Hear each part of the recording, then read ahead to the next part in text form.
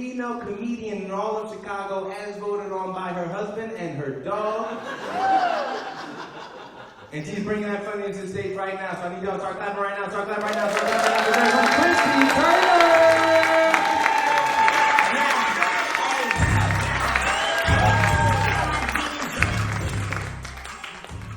What's up?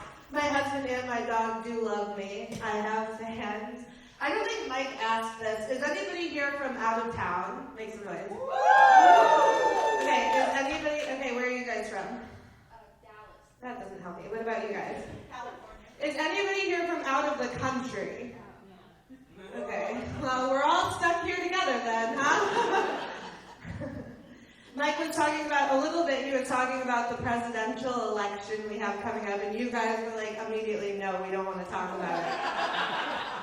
It's coming, sisters. I hate to break it to you.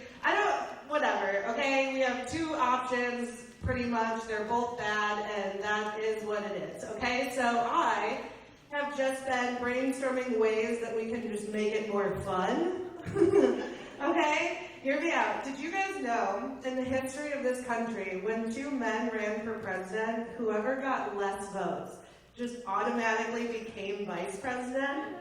This is true. That was the whole plot of Hamilton. That is true. That's true. I think we should bring that back.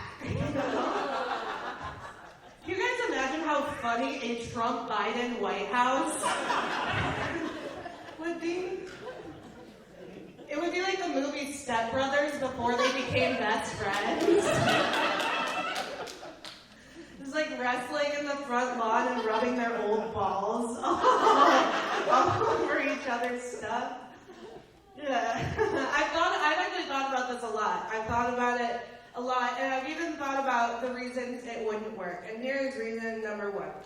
Reason number one is that I am not so sure that Donald Trump can win a popular vote, okay? I have been doing this joke in the suburbs of Illinois a lot lately. They're sure he can, okay? I mean, that's not reliable information, but they're sure. And I also know that if Donald Trump lost the popular vote, his ego is never going to let him be Joe Biden's vice president. That will never happen. So what do we do? You guys don't worry. We're just going to let Joe be vice president again. He is not going to know the difference. Okay? I think he still thinks he's vice president right now. I think he walks into the Oval Office every morning, looks at Kamala Harris, and is like, well, what are we going to do today, Barack?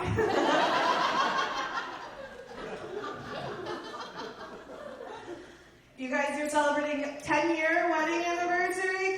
Give it up for them, you guys. That is so beautiful. You guys are in town from, where'd you say, California? Nice. And you decided to do this? Yeah. Okay, let's get into it. My husband and I too have been married for 10 years. It'll be 11 in September. You can clap for them. Don't clap. Just wait till you hear what I have to say. No, I'm kidding. I love my husband. But people always ask us, like after so long together, I don't know if you guys get this question, but after so long together, how do you keep the spice alive between the two of you, you know? Because it's easy. You don't, you know. You just don't. No, I think it's easy too. Here's what I always tell people. I say if you want to keep the spice alive in your relationship, you have to do something really financially irresponsible. Okay? You have to buy a house, okay? Hear me out. You have to buy a house. Because I have never found my husband sexier, seriously, than when we moved into our first house and he suddenly became so useful. Okay? He started changing out light fixtures and shit. I didn't even know he could do it. I was like, okay, instant wop. I love that shit. Okay. I now only watch porn featuring electrician storylines. Last week he was mounting a TV on the wall in our dining room, and I bent over the table. And I was like, you know what else you can mount, big boy? He was like, get the fuck away from me. I'm married. I have a lot of single single girlfriends, though, and they tell me that dating is hard and bad. Because men are not hard and bad.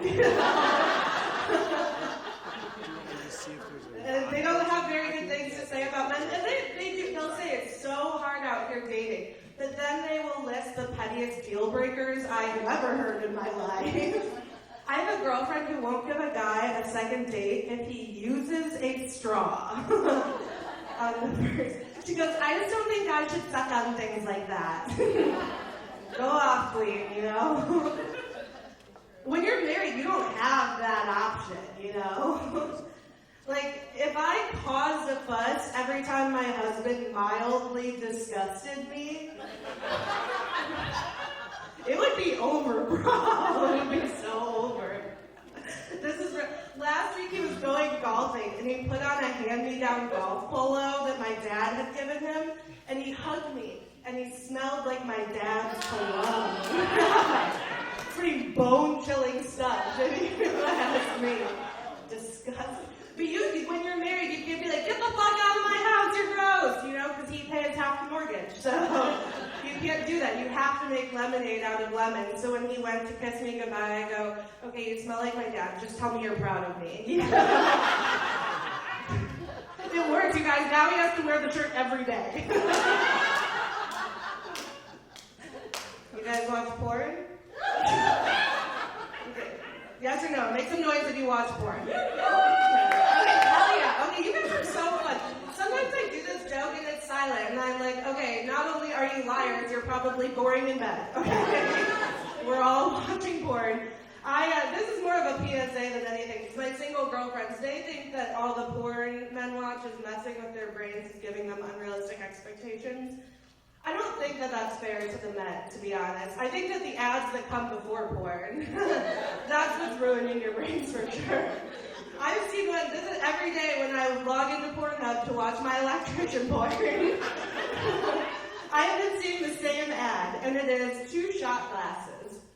2 shot glasses, blue background, and Kentucky Derby bluegrass music, ding, ding, ding, ding, playing in the back, you know.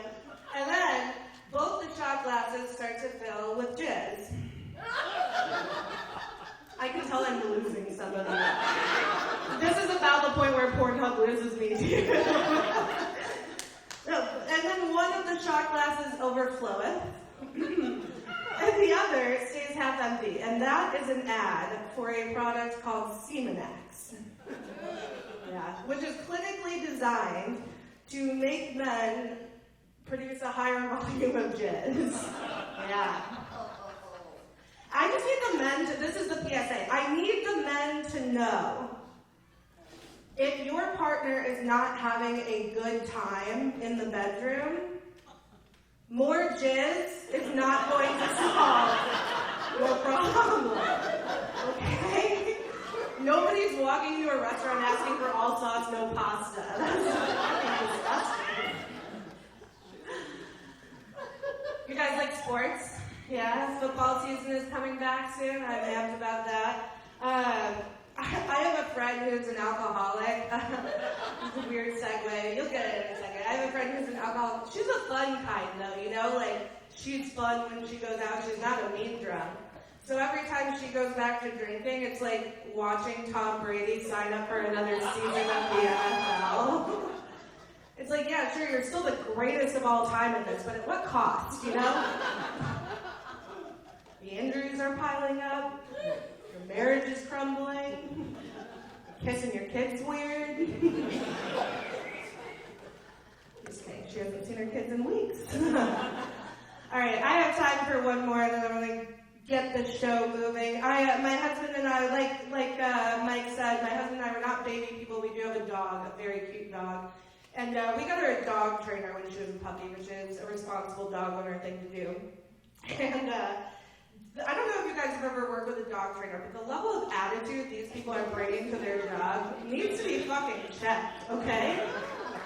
$85 a session. This woman walked into my home, looked me dead in the eye, and she goes, this is really more about training you than it is about training your dog. I was like, what the fuck am I paying you for, lady? I just imagine my future, like out to dinner with my husband, a margarita goes by the table, he's like, Christy, leave it. Leave it, just a tip of my mouth, that's a good girl. All right, you guys have been very good boys and